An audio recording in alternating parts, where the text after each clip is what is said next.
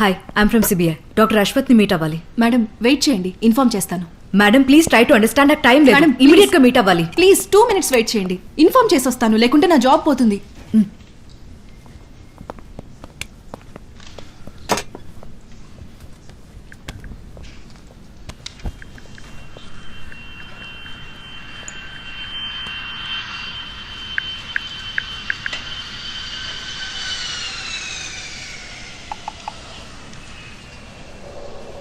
Rajiv, madam. Doctor Aravind safe గా land అయ్యారా? తెలుసుకొని చెప్తాను మేడం. సరే. Hi Priya, I'm doctor Ashwath.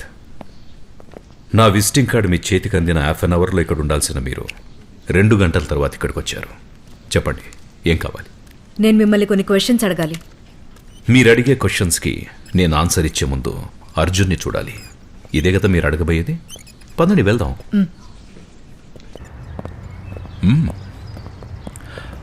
Priya, no right, కొన్ని చోట్లకి గవర్నమెంట్ వెహికల్స్లో వెళ్ళడం మంచిది కాదు. 1 minute.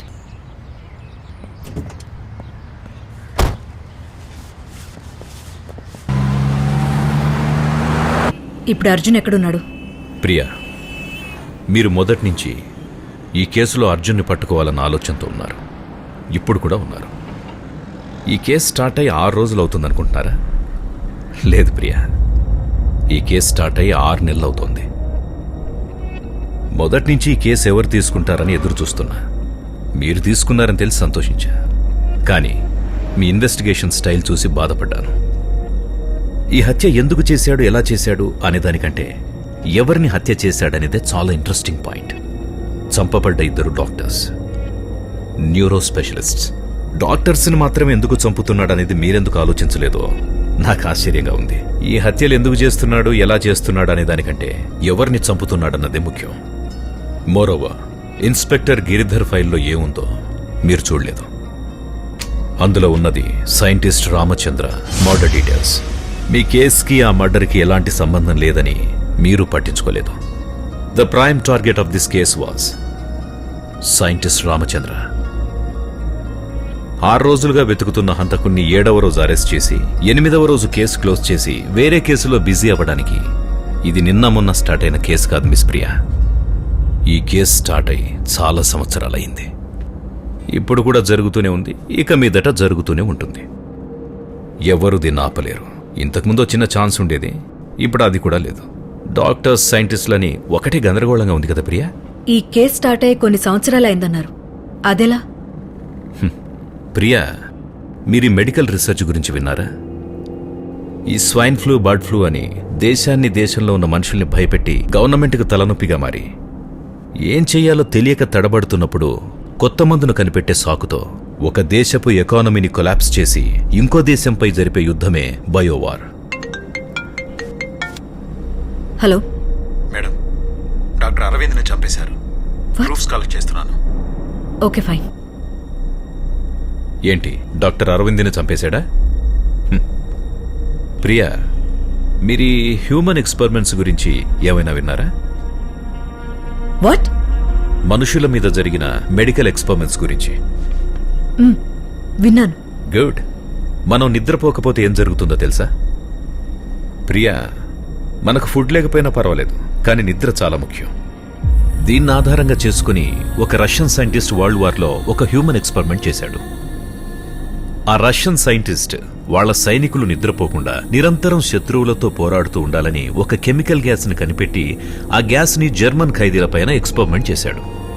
వాళ్లకు కావలసిన అన్ని వస్తువులు వాళ్ల గదిలో పెట్టి ఒక చిన్న రంధ్రం నుంచి ఆ గ్యాస్ను వదిలి 15 రోజులు అబ్జర్వేషన్లో పెట్టాడు. చివరికి ఆ 4 ఖైదీలు ఒకరినొకరు కొట్టుకుని చచ్చిపోయారు. ఇదే స్లీపింగ్ ఎక్స్పెరిమెంట్ అని చెప్పారు. 1960స్లో యూనివర్సిటీ ఆఫ్ కాలిఫోర్నియాలో బ్లడ్ ప్రెషర్ అండ్ బ్లడ్ ఫ్లోని టెస్ట్ చేయడానికి 2 ఎక్స్పెరిమెంట్లు చేశారు. అదేంటంటే అప్పుడే పుట్టిన 113 మంది పిల్లల్ని ఒక ట్యూబ్ ద్వారా చల్లని నీటిలో ముంచి పరిశోధించి ఆ పిల్లల్ని తలకిందులుగా తిప్పి ఇంకో పరిశోధనతో ఘోరంగా చంపేశారు. ఇదే బార్న్ బేబీ ఎక్స్పెరిమెంట్ అని చెప్పారు. తర్వాత న్యూమోనియా క్యూర్ చేస్తామని చెప్పి ఒక డాక్టర్ 25 మంది ఖైదీలను కాగుతున్న నీటిలో వేసి టెస్ట్ చేశాడు. ప్రతి 4 గంటలకి ఒకసారి కాగుతున్న నీటిని వీపు పైన పోసి ఘోరమైన టెస్ట్లతో చంపేశాడు. దానికి వాడు పెట్టిన పేరు బాయిల్డ్ వాటర్ ఎక్స్పెరిమెంట్. ఈ లోకంలోని అతి భయంకరమైన experiment Nazi experiment. Professor Joseph Mengele అనే ఒక వ్యక్తి ఉప్పు నీటిలో మనుషుల్ని నానబెట్టి విచిత్రమైన ఎక్స్పెరిమెంట్ చేశాడు. వాడి ఎక్స్పెరిమెంట్ లో bone muscle and nerves transplantation కి అనస్థీషియా ఇవ్వకుండానే చేశాడు. తరువాత chemical gases stabilisation etcetera etcetera ఈ విధంగా చాలా క్రూయల్ ఎక్స్పెరిమెంట్లు జరిగాయి ప్రియా. ఎప్పుడు 1960s లో ఫారెన్ లో జరిగిన ఎక్స్పెరిమెంట్ కి అర్జున్ కేస్ డీల్ చేస్తున్న నాకు ఇండియాకి ఏంటి సంబంధం? కూల్ కూల్, సంబంధం ఉంది మిస్ ప్రియా. ఏంటి? అవును ప్రియా, మన ఇండియాలో కూడా ఇలాంటి ఎక్స్పెరిమెంట్స్ జరిగాయి, ఇప్పటికీ జరుగుతూనే ఉన్నాయి. ఏంటి నమ్మట్లేదా? ఈ గ్రాఫ్ చూడండి. 2007లో 132 మంది, 2008లో 288, 2009లో 637 మంది, మొత్తం 957 మంది చనిపోయారు హ్యూమన్ ఎక్స్పెరిమెంట్స్ వల్ల. నమ్మశక్యంగా లేదు కదూ.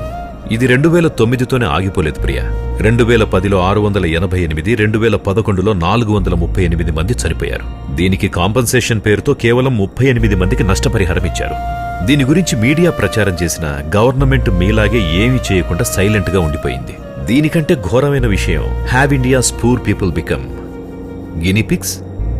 గినీపిగ్స్ అంటే ఒక డ్రగ్ కంపెనీ కొత్తగా మందు కనిపెట్టి నోరులేని జీవాలైన ఎలుక, గినీపిగ్స్, కుక్క, కోతి వంటి జంతువులపైన ల్యాబ్లో ప్రయోగం చేస్తారు. చివరగా ఆ మందు ఎలా ఉపయోగపడుతుందని తెలుసుకోవడానికి మనుషుల మీద కూడా ప్రయోగం చేస్తారు. అలా ఎంచుకున్న దేశమే ఇండియా. ఇండియాలో ఉన్న కొంతమంది అధికారులు, డాక్టర్స్, కంపెనీస్ ఇక్కడున్న కొంతమంది రాజకీయ నాయకుల్ని చేతిలో పెట్టుకుని అమాయక ప్రజల్ని ల్యాబ్లో బంధించి గినీపిగ్స్ లాంటి ఎక్స్పెరిమెంట్ చేశారు. ఆంధ్ర, కోయంబత్తూరులో కూడా దీనికి చాలా మంది బలయ్యారు. రోగం ఉన్న వాళ్ళని కాకుండా రోగం లేని వాళ్ళని సెలెక్ట్ చేసుకుని ఎక్స్పెరిమెంట్ చేస్తారు. అది సక్సెస్ అయితే పెద్ద పెద్ద కంపెనీలకు ఊహించని విధంగా ప్రాఫిట్స్ వస్తాయి. దీని గురించి సోషల్ మీడియాలో ఎన్నోసార్లు వచ్చినా ఎవ్వరూ పట్టించుకోలేదు. ఆంధ్ర, కోయంబత్తూరు, బీహార్లో జరిగిన ఎక్స్పెరిమెంట్స్ ఒకసారి చూడండి. ఎక్కడైనా పనికి పోతే ఎంత వస్తుంది? 25-30 రూపాయలు. ఎన్ని రోజులని ఇలానే పని చేసుకుంటారని చెప్పి ఒకరోజు హైదరాబాద్కి తీసుకెళ్లి ఒక టాబ్లెట్ ఇచ్చి, ఇచ్చిన టాబ్లెట్ ఎలా పనిచేస్తుందో చూడడానికని చెప్పి బ్లడ్ తీసి టెస్ట్ చేశారు. మాకు మాత్రం ఏం తెలుసు, ఏమీ తెలియదు కదా, ఏం కాదులే అని మేం వెళ్ళాం. ఏలి ముద్ర వేయించుకున్నారు.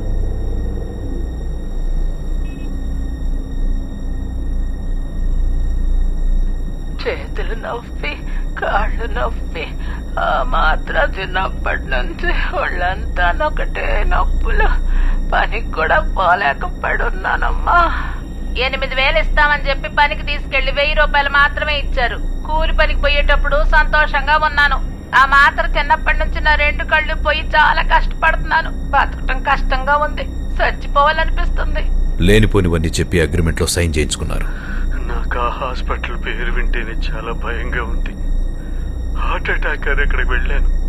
లేబుల్ లేని 2 రకాల మందులు ఇచ్చారు.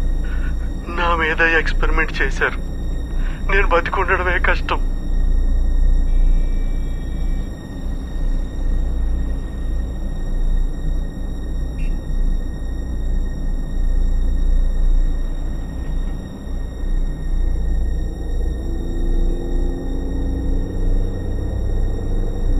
మాకు రాయడానికి చదవడానికి రాదు సార్.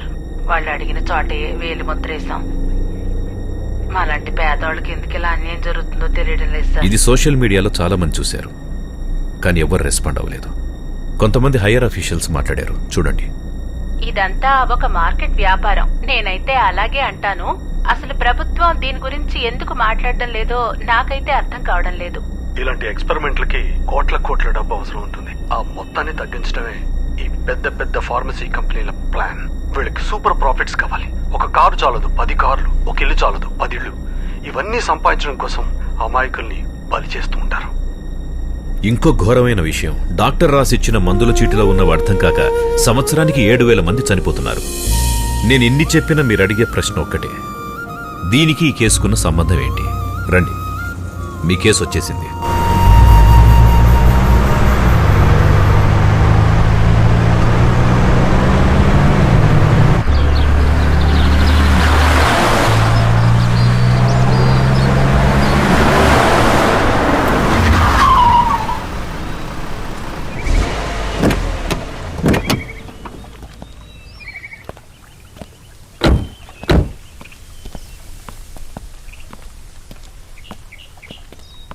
మనిషిగా పుట్టడమే ఒక వరం ప్రియ. భూమి మీద మనం కూడా సాధారణ జీవులం అని తెలుసుకోకుండా అందరినీ వేటాడుతున్నాం. ఇప్పుడు చెప్పండి ప్రియ, ఎప్పుడో 1960s జరిగిన హ్యూమన్ ఎక్స్పెరిమెంట్స్ ఇక్కడ జరగలేదా? మీకు దీనికి సంబంధం లేదా? ఇండియాలో ఉన్న వాళ్ళని ఇది ఎఫెక్ట్ చేయలేదా? చిన్న తలనొప్పి వస్తేనే మెడికల్ షాప్కి వెళ్ళి ఏదో ఒక టాబ్లెట్ వేసుకుని తగ్గితే చాలు అనుకుంటాం. కడుపులో పెరుగుతున్న బిడ్డ గురించి పట్టించుకోకుండా దొరికిందంతా తినేస్తూ సినిమాలు, షాపింగ్ మాల్స్ అంటూ తిరిగి నార్మల్గా అవ్వాల్సిన డెలివరీస్ని సిజేరియన్ వరకు తెచ్చుకుంటున్నాం. మనల్ని మనం చూసుకోవడం కంటే ముఖ్యమైన పని ఏముంటుంది ప్రియా? ఈ భూమిపైన అన్నిటికీ ఒక లిమిట్ ఉంటుంది డాక్టర్. దాన్ని దాటిపోతే ప్రకృతే కంట్రోల్ చేస్తుంది. ప్రియా, మీకు ఈ ప్లేస్ చూస్తుంటే ఏమనిపిస్తోంది? మే 6th కొన్ని నెలలకు ముందు రాష్ట్రమంతటా ఒక స్ట్రైక్ జరిగింది, గుర్తుందా?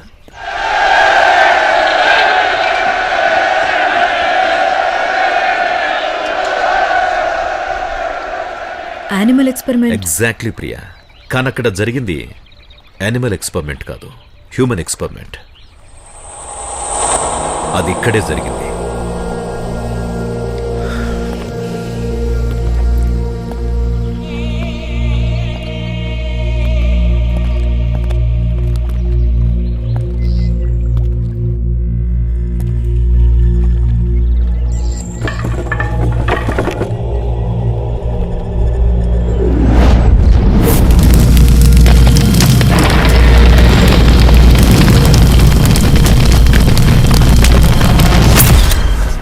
బయట నుంచి చూస్తే ఇదొక మెడికల్ క్యాంప్ లానే కనిపిస్తుంది, కానీ లోపల జరిగింది వేరు.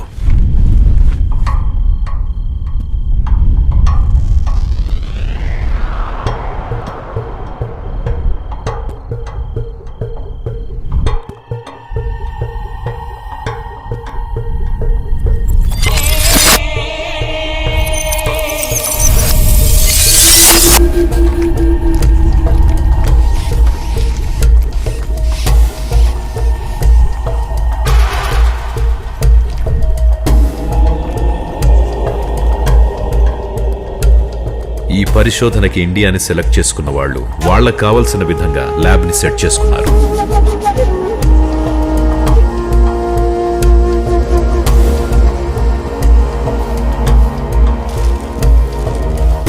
Doctor Nandini, doctor Chandru, doctor Aravind, వీళ్ళు ముగ్గురు న్యూరో స్పెషలిస్ట్స్.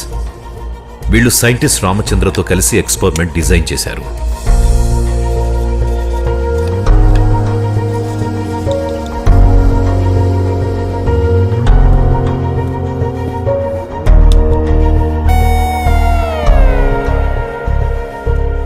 వీళ్ళు కనిపెట్టిన మందు 100% రిజల్ట్ ఇవ్వాలని చాలా మంది మీద ఎక్స్పెరిమెంట్ చేశారు.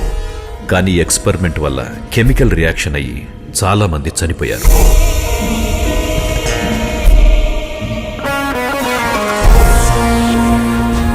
చనిపోయిన వాళ్ళ గురించి ఆలోచించకుండా, ఆ ప్రాబ్లంని కంప్లీట్గా స్టడీ చేయకుండా ఆ ఎక్స్పెరిమెంట్ని నెక్స్ట్ లెవెల్కి తీసుకెళ్లారు.